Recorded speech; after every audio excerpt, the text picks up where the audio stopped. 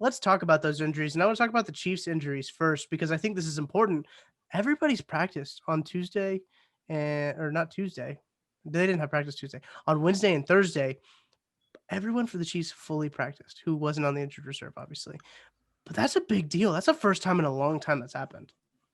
Yeah, and especially coming out of the bye week, people thought Hmm. that the team was going to be completely healthy, everything was going to be fine. The Chiefs still kind of dealing with some nagging injuries and stuff like that. But at any point in an NFL season, when you can have guys who, of course, aren't on IR that are fully practicing and head into a marquee matchup with everyone fully participating is a really, really big deal. Of course, that means Sammy Watkins was a full participant as well, and that's a big deal as well because Demarcus Robinson hasn't been playing very well. He's been taking those snaps for Sammy Watkins, so hopefully we see Sammy Watkins take some snaps at least this week. At least maybe split those snaps with Robinson. I don't expect him to be fully acclimated back into the offense just Mhm. because he has missed, what has it been, 4 weeks, 6 weeks, something like that. It I know feels there's a like multiple years.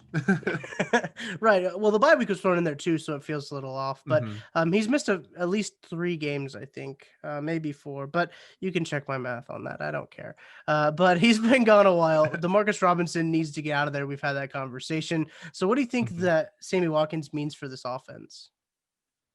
The offense just runs better when Sammy Watkins is there. I mean, Right. he's a receiver that can run good routes. He can handle press coverage. He can demand attention and command attention and kind of he's that third cog in the machine behind Hill and Kelsey, whichever way you want to rank them. And sure, like having Robinson is acceptable, I guess, or McCall Hardman or Byron Pringle, who's now injured, but they're not Sammy Watkins. And even when Sammy Watkins doesn't have a big game, he still finds ways to affect other plays where he may not be the recipient of the ball. And I mean, I think that Hmm.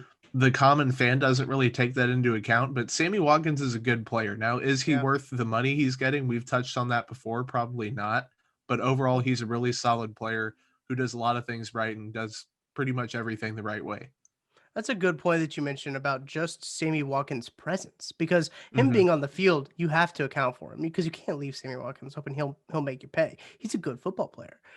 That Demarcus Robinson doesn't do the same thing. McCole Hardman doesn't really do the same thing that Sammy Watkins does in that regard. So having Sammy will be great in that category of things. Let's talk about Tampa Bay's injuries. I did mention that the Tampa Bay offense has been very different with Chris Godwin on the field. The dude is an absolute playmaker, a stud. He was there when Jameis was throwing in 30 interceptions and making plays then too. So he was full on Wednesday and Thursday.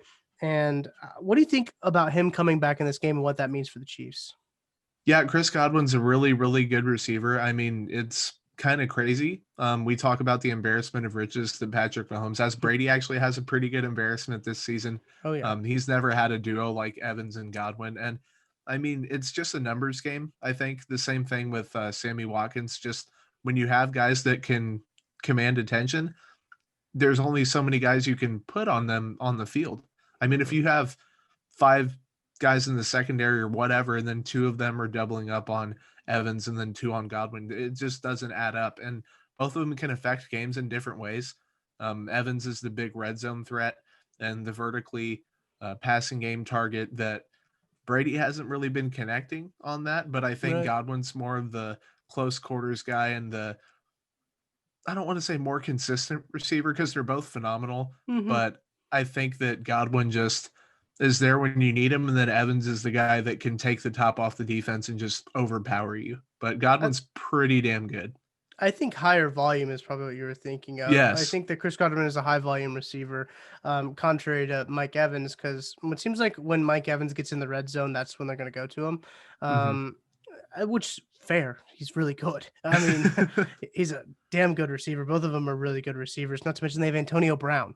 Like that's something Mhm. that people aren't talking about a whole lot either. So I mean, they've got some very good receivers. They do have, like you mentioned, an embarrassment of riches. That's a very good way to put it.